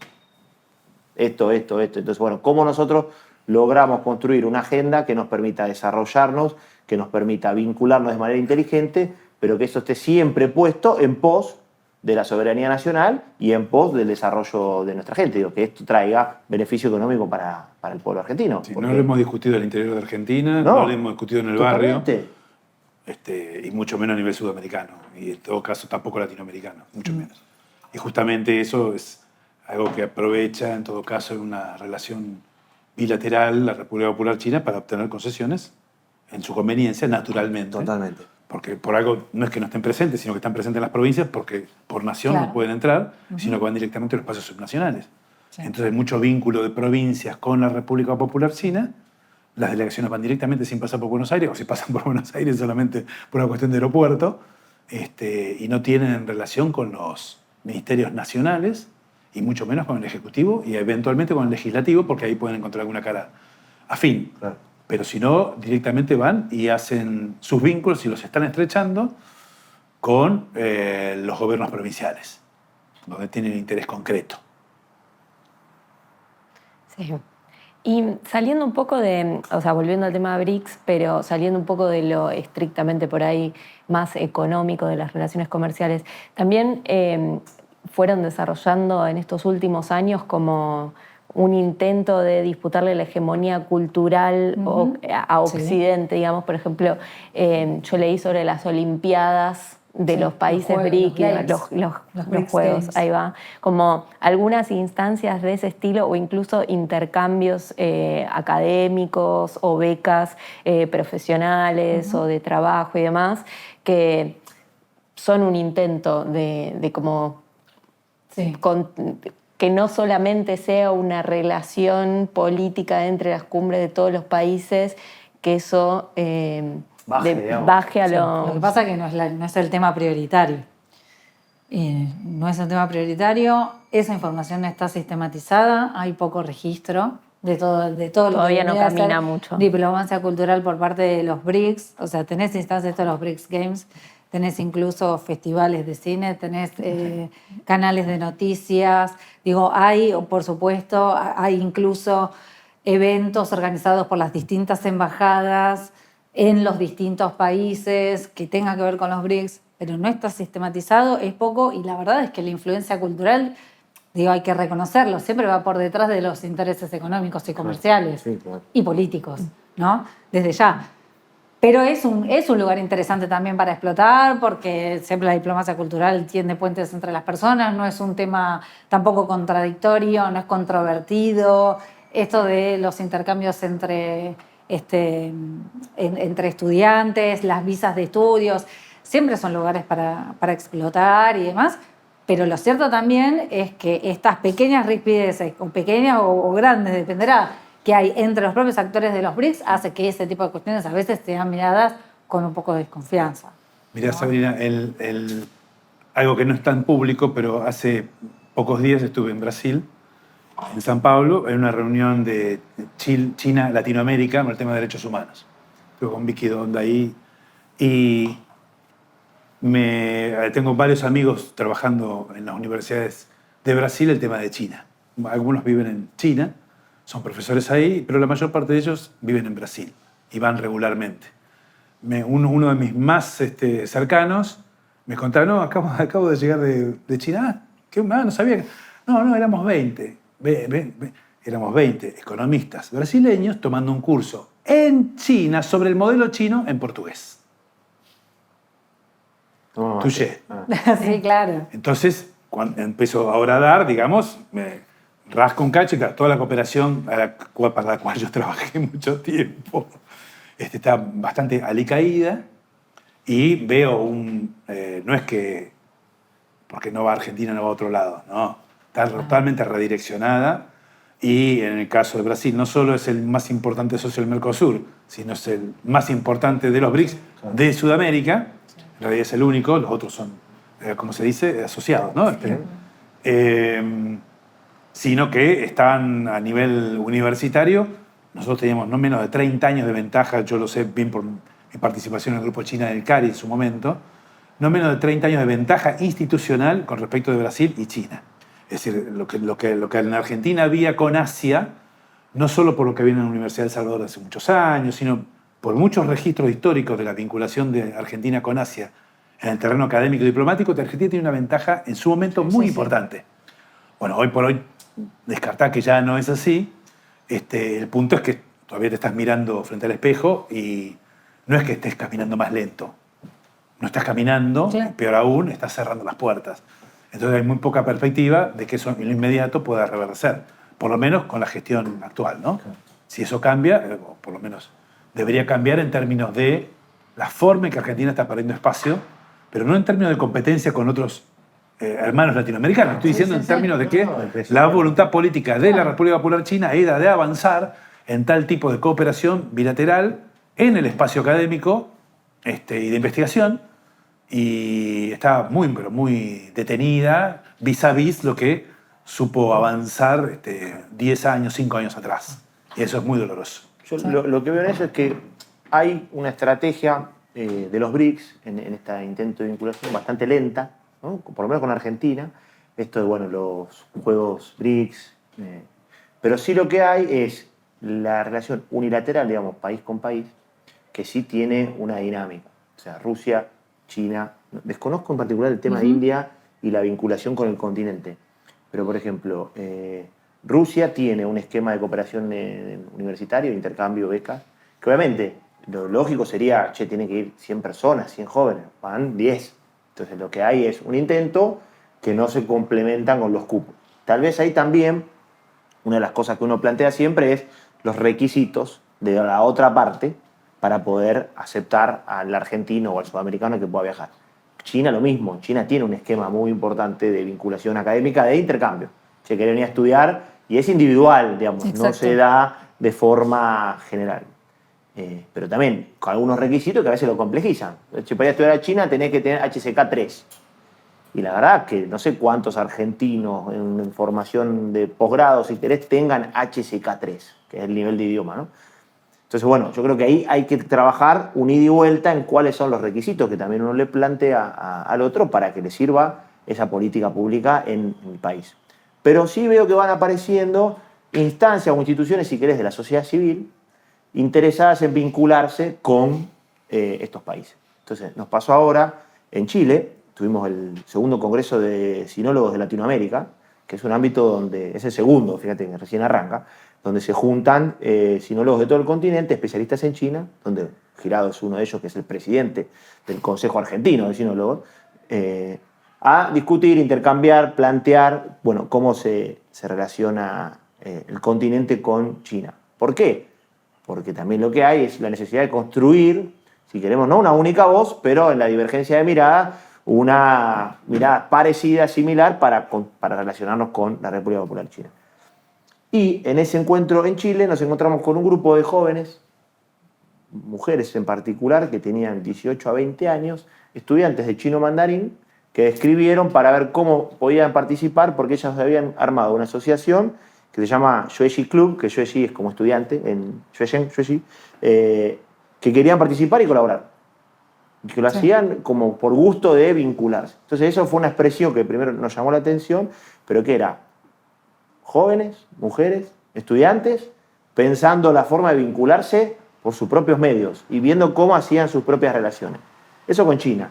Con Rusia. Rusia tiene hoy construido lo que es el Festival Mundial de la Juventud, que el año pasado fue un festival muy contundente, 10.000 jóvenes de todo el mundo, 100 de Argentina, fueron 98, y este año van a ser menos, son 20, pero cada 5 años van a ser un evento de esas magnitudes.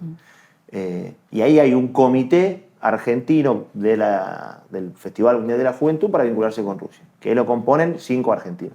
Y ese comité existe en cada país del continente. Comité en Paraguay, en Brasil, y que ellos arman las delegaciones para viajar a Rusia. Entonces, yo lo que veo es que hay políticas individuales, digamos, de cada país, no ordenadas en el marco de BRICS, pero que sí cada uno tiene una estrategia de vinculación más directa. Ahora, como decía Gustavo, la Argentina en ese caso, bueno, la prioridad no va a ser la Argentina para los chinos, en este caso. Para los rusos tampoco. Van a colaborar, van a apoyar porque no van a correrse del espacio, no van a ceder el ámbito, pero tampoco van a ser los principales promotores de esta agenda en la República Argentina. Diferente es el caso de Perú. Perú con China, con el puerto de Chancay,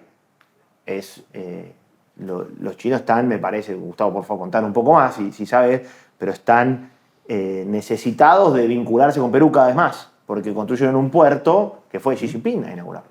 Sí, en la reunión de PEC. Sí, es el puerto más importante y que ahorra muchos días de todo lo que pueda salir de Brasil o de todo el Atlántico, ahorra muchos días. Es la parte más cercana, si se quiere, de la República Popular China. Si bien es la parte donde el globo más largo es. Es más largo, claro.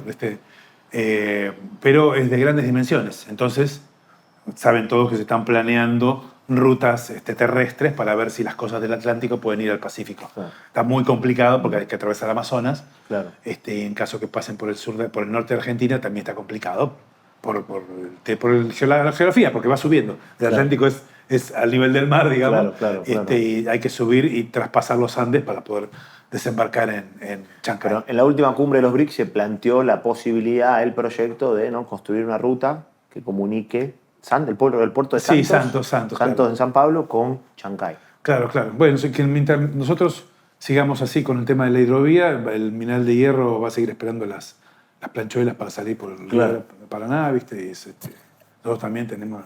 nuestros problemas, claro. Nosotros lo hacemos muy difícil también. No hay ningún transporte más barato que el marítimo. Claro. Históricamente, del capítulo 3 del libro de Smith, hasta acá sigue siendo lo más barato. Con muy poca gente, poca energía, vas con la corriente. Y teniendo el Paraná, sacando las cosas del sur de Brasil, sin embargo, se sigue sin aprovechar. Claro. Entonces ahora ven incluso más rentable. Más rentable, a pesar de ser más costosa y que tenga una inversión o un costo de entrada mucho más alto, porque la inversión o capital muerto que tenés que consolidar ahí es mucho mayor que hay que hacer una buena ruta, digamos, de nuestro Belgrano Cargas, por decirte así, ¿no? De 17 provincias. Pero bueno, sí, Chancay es muy importante para darte la... Bueno, por eso con Perú ellos hicieron una inversión enorme de un puerto, una vinculación política, académica. Obviamente Perú tiene sus características políticas, institucionales muy diferentes a la Argentina.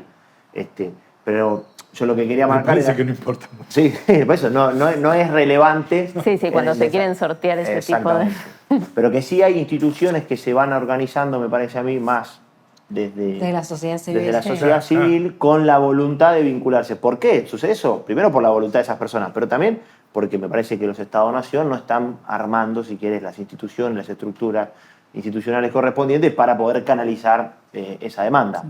A veces se complementan, a veces también va detrás de la voluntad política o del apoyo gubernamental. Son diferentes hombres. Son distintas maneras de que opere esa diplomacia cultural, pero es cierto que la sociedad civil y los actores no institucionalizados, claro. ¿No? Como te pasa acá en Argentina con el yoga. Bueno, está bien, vos tenés, por supuesto, bajadas culturales importantísimas como el Día Internacional del Yoga, y hay un montón de profesores de yoga en espacios como que jamás fueron a India, jamás tomaron clases en una federación argentina de yoga, y sin embargo difunden las distintas prácticas y este poder blando de India. Pero coincido con lo que dice Joaquín en que, digamos, dentro de los BRICS no es tanta la impronta cultural, pero cada uno de los países individualmente lo mantiene como se pueda y según la voluntad política. Lo que sí va creciendo, estaba pensando recién, es la vinculación municipios.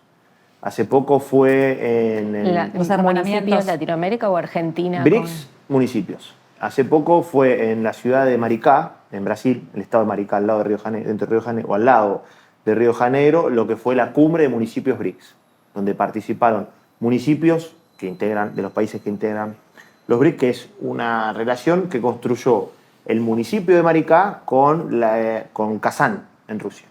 Ese acuerdo de cooperación dio como resultado la creación de la Asociación de Municipios BRICS, que eso, el presidente actual de la Asociación de Municipios BRICS es Cuacuá, que es el alcalde de Maricá, que fue el que organizó esta primera cumbre de municipios BRICS. El año que viene entiendo que es en India, pero me parece que ahí hay en lo subnacional un desarrollo mayor que lo que hay capaz en términos nacionales. Y esa cumbre de municipios es mucho más permeable a la participación de países como Argentina, que no son parte de los BRICS, pero que sí pueden participar. Entonces, nosotros, un grupo del espacio, fueron alrededor de 15 intendentes o secretarios de los distintos municipios de Argentina, en acuerdo con, por ejemplo, la FAM, la Federación Argentina de Municipios. Y eran 15 participando en la cumbre de municipios BRICS, donde vos te encontrabas el intendente de Etiopía, un intendente de la India, un intendente que capaz para el intendente es mejor verse con un par que juntarse con Modi. Obviamente no creo que suceda eso, ¿no?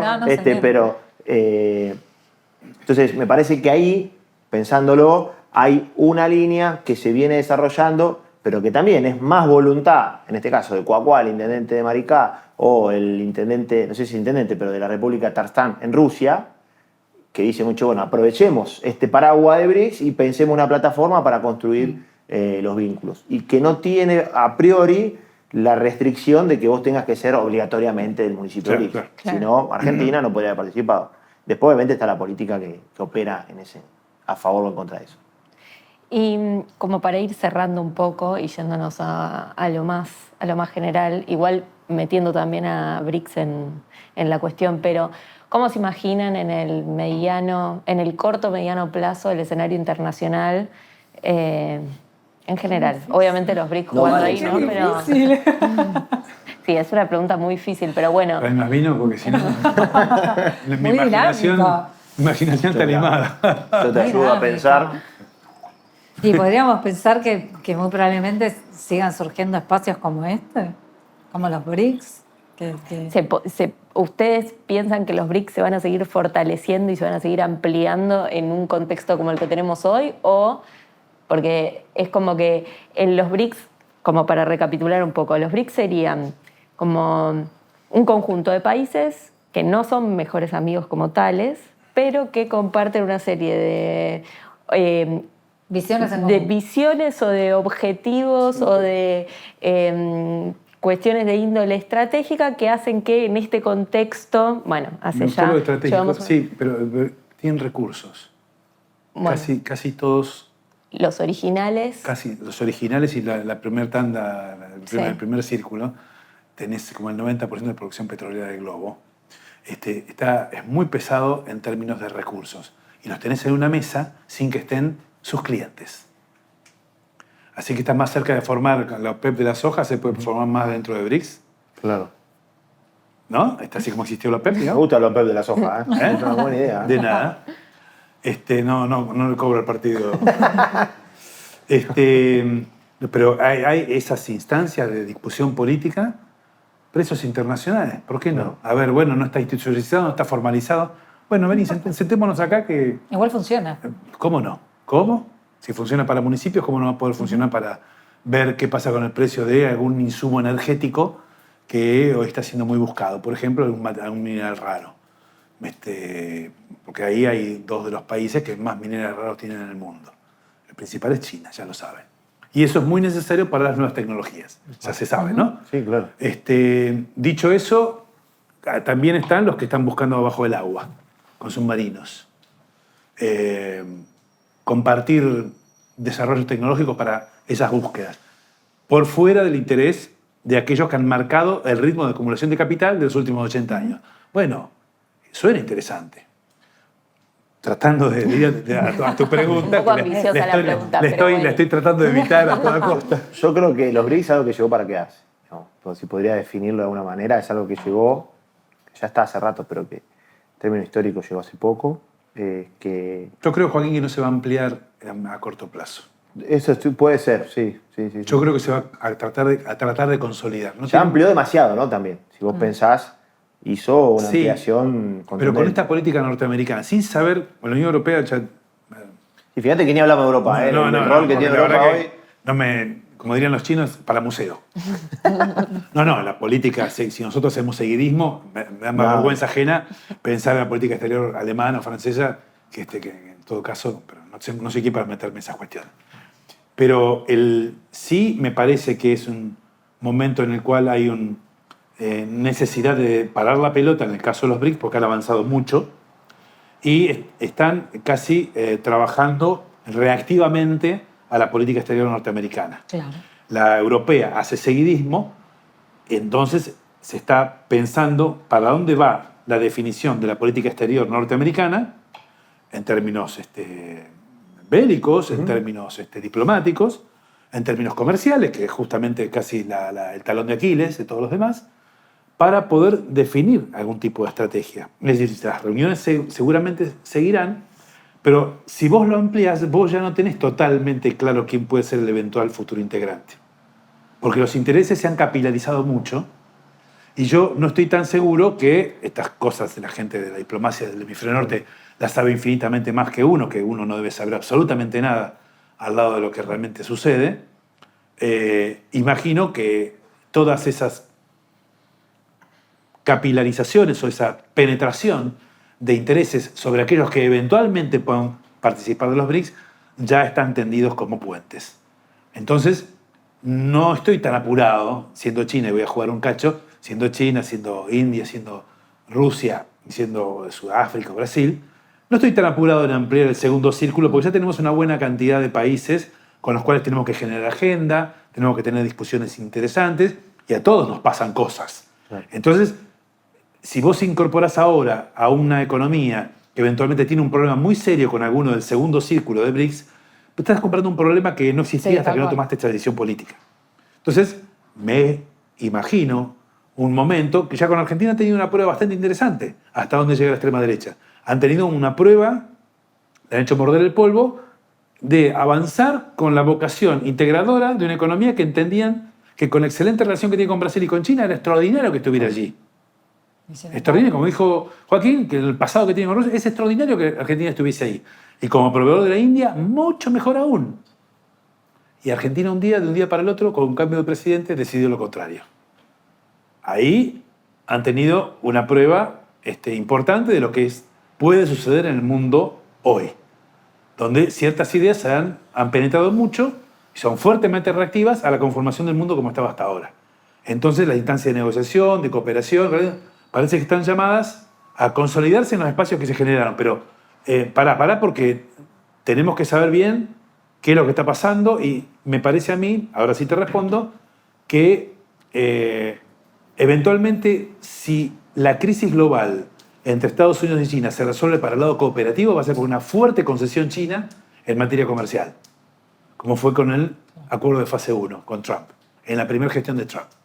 Si eso sucede, yo creo que, por supuesto, el decoupling no se profundizaría, habría todo el tiempo problemáticas, pero es siempre la punta del iceberg, eso sería solamente lo visible. Y si todo lo demás pudiese estar en calma eventualmente, por ejemplo en semiconductores, vos tenés un mundo en el cual podés transitar algún espacio de negociación con el cual podés definir algún futuro posible. Podés negociar el Ártico, podés negociar Antártida. Por supuesto, esto no cuenta con nosotros. Estoy hablando de lo que pueden eventualmente definir los grandes muchachos que están en el gran juego de ajedrez. Los muchachos de McIntyre, ¿no? Los señores que discutían eso a principios del siglo XX. Así que yo arriesgué algo. Un mundo El rey no quiere arriesgar. Se sale por la cooperación si Estados Unidos acuerda una política de mediano plazo con China que no sea beligerante. Y ahí el mundo puede seguir, porque son realmente los dos muy, muy, muy importantes. Y no me parece que puedan transitarse algo a contrapelo. No sé, Argentina no puede ir a contrapelo de Estados Unidos así de un día para el otro. Y muchos países no pueden ir a contrapelo de China porque tienen intereses muy estrechos y están muy comprometidos con la infraestructura, con el financiamiento y con la tecnología, que son los tres componente de la oferta clásica de exportaciones china. La demanda exterior es tremenda de esas 3 ofertas. Así que Yo a eso le voy a agregar una cosa más. Comparto lo que vos decís, Gus, que tiene que ver la resolución del conflicto con Ucrania y Rusia. Yo creo que ahí hay una situación que todavía parecería, cuando empezó el conflicto era algo rápido, ¿no? ¿Se acuerdan? No, bueno, en 3 meses Sí. los rusos van, mueven la frontera y dicen, bueno, esto es nuestro, ponen la cinta de peligro y hasta acá. Bueno, eso no sucedió por decisión de Rusia. Es decir, bueno, vamos al conflicto, vamos a estirarlo. Entonces yo creo que la resolución de eso, que también parecía que cuando asume Trump, bueno, listo, se sientan con Putin y lo resuelven en 10 días, arman la mesa de negociación y eso todavía tampoco termina de tener una resolución. Entonces yo creo que ahí, cómo ese conflicto se resuelva, que cuáles son las alternativas hoy más potables, la incorporación del territorio a la Federación Rusa, y entiendo yo la salida de Zelensky del gobierno ucraniano como de manual y la no incorporación de Ucrania a la OTAN, que son, me parece, las condiciones que pone Rusia también. Cómo eso se resuelva nos va a dar una pista de cómo va a venir el resto de las relaciones internacionales, el resto de las vinculaciones. Y el otro conflicto que cada vez toma más volumen es el tema de Gaza. Ayer circuló un video muy interesante que es un académico de la Tsinghua, chino, creo que el presidente del Centro de Relaciones Internacionales de la Tsinghua, una de las universidades más importantes de China, hablando con, desconozco quién era, pero era uno de los altos mandos israelíes, y diciéndole, delante de toda la prensa, una situación de ustedes están cometiendo genocidio, están matando civiles. Entonces ahí lo que aparece, me parece a mí, es la resolución de Ucrania y Rusia, y la resolución del conflicto de Gaza, no por cómo se resuelva, sino cómo van a ser los mecanismos, cómo van a ser los tomas y dacas, si querés, o cómo van a ser las líneas de vinculación y de quiénes van a ser los actores que se sienten y que ayuden a resolver esos conflictos, van a determinar un poco, no todo, una pista de lo que venga. No es muy jugado mi análisis, porque todo está sobre supuestos. Pero, todos tenemos que ser los mayores acá. pero yo lo veo por ahí como para esbozar ahí una pista de lo que viene. Y bueno, retomo cuestiones de ambos en relación a lo que decía Gustavo respecto de la ampliación de los BRICS.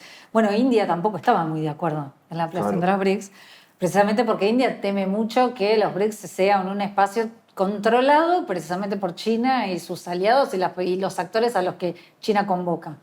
Con lo cual creo que India en ese sentido va a ser mucho más cautelosa. Y por otra parte también porque para India las relaciones bilaterales le favorecen mucho también, ¿no? Y con Israel tiene muy buena relación. Claro. De hecho, India tiene el puerto de Haifa. Con Estados Unidos le acaban de establecer 50% de aranceles, pero en paralelo están negociando un tratado, un acuerdo, con lo cual eso muy probablemente va a bajar. Con China tiene sus rispideces, por supuesto, pero India depende de la materia china que viene, de la materia prima que viene de China, especialmente la industria farmacéutica, que es un gran driver de la economía de India.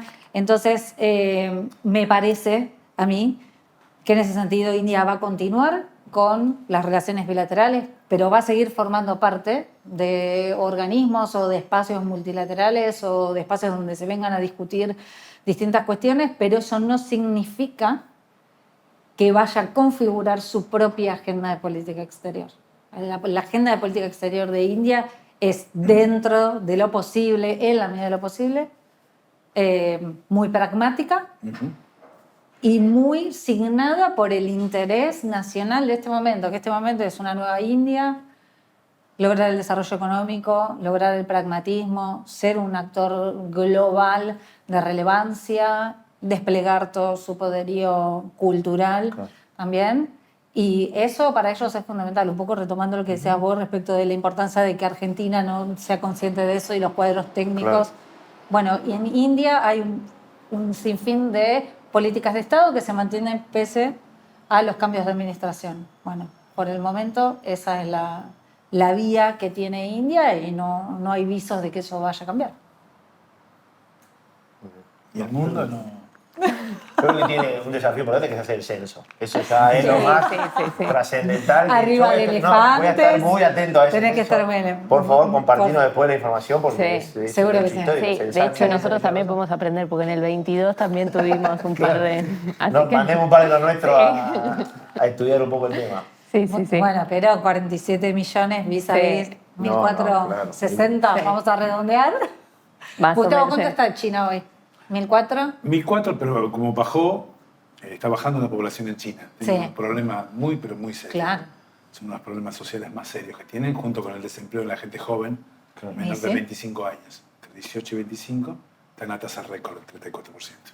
34, No, 34 es Sí. un montón. Sí, Pero lo que pasa es que estudian, es un tema. porque Claro, por es eso una tienen- población sobrecalificada. Claro, y Claro. Son aparte superingenieros, están, digamos. están, Claro. ¿cómo se dice? Están mucho tiempo en el sistema educativo. ¿Cómo se dice? Están, Sí, que es lo que suele sí, pasar están en mucho tiempo en el Europa. sistema también. educativo, tal cual. Y Claro. al salir no tienen experiencia No, claro, laboral laboral. y están muy especializados. Pero justamente el aumento de la especialización está vinculado con que si van al mercado de trabajo no tienen No posibilidad. tienen que hacer. No, no, Entonces, tal cual. quédate Claro, acá siguen adentro. Que te estudiando. quedas acá adentro, Claro. pero si a los 7 años no te recibiste, el gobierno te saca a la universidad. Porque hay que dejar el lugar que viene. Hay que venir más claro, somos muchos. Sí. Entonces, está complicado. Pero es uno de los, seguramente, miles de problemas que tiene la República Popular China y nosotros. Nosotros, claro. Un tema interesante de China es la calificación de sus universidades. Cómo han crecido en la capacidad de los que forman, digamos, los que forman. Y cómo en el ranking mundial no figuran.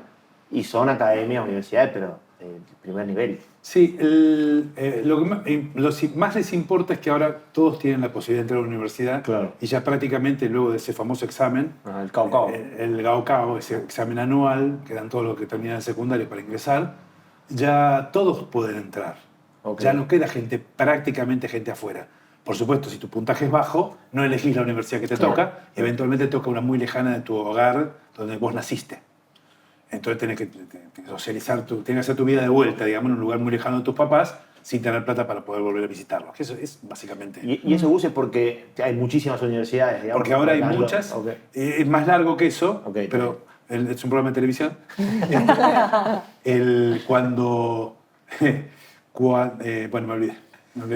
Pero es más que nada por eso. Sí, cuando tuvo la crisis del 2009, Sí. la plata fue para el centro y el oeste del país. Mirando el mapa de frente, para la izquierda. Centro y oeste del país. Ajá. De desarrollo de infraestructura. Y para que los jóvenes del campo no se vayan a la ciudad, había que poner universidades, autopistas, Claro. sistema de salud, Claro. aeropuertos. Tal cual. Sí. Del centro para la izquierda, Claro. ¿sí? Mirando el mapa de frente. Pero la población, el 92% está en la derecha, mirando el mapa de frente, Sí. la parte fértil. Claro. Y el resto no, hay mucho desierto, hay mucha montaña, pero vos tenés ya Chengdu, capital de la provincia de Sichuan, con 2 aeropuertos internacionales. Claro. 2. Claro. Es algo que impresiona, como te dijera acá un Está lugar. Chongqing también, que tiene ahora vive Sí, no, un tren que Chongqing es tan grande que se separó de la provincia y se creó No, una región administrativa especial. como Beijing. Como No, Hong es Kong. más grande que Beijing ahora. No, pero tiene el mismo estatus que Beijing, No, Shanghai. creo que Beijing es un municipio. Ok. Shanghai tiene una parte de región administrativa especial y todo Chongqing son 35 millones. Ellos se jactan de ser la ciudad más grande, pero es como si te dijera Uruguay y Montevideo. Claro. Es una cosa así. Entonces todo Uruguay es Chongqing, pero no deja de haber ciudad nunca. Claro. Sí. Y son 35 millones, somos la ciudad más grande, más grande que Beijing, que Shanghai. Dicen, y Tremendo. andan todo el tiempo con una pica ahí muy graciosa para nosotros, porque no hay un lugar más impresionante que el otro. Digamos. Claro. Pero bueno, anécdotas. Bueno, muchísimas gracias, chicos. Muchísimas gracias, Gracias a por los los chicos de Vino por el Desarrollo por la invitación y por el espacio. Estuvo buenísimo y un placer. Gracias. Esperemos a vos. haber aportado algo más a la confusión general. Brindamos. Hay que brindar. No. muy Vamos a bien. brindar para cerrar. Muy rico el vino. ¿Verdad? Me Sí. dijo el vino, y lástima que me tengo que ir. Salud. Tiene el fuego, ¿eh?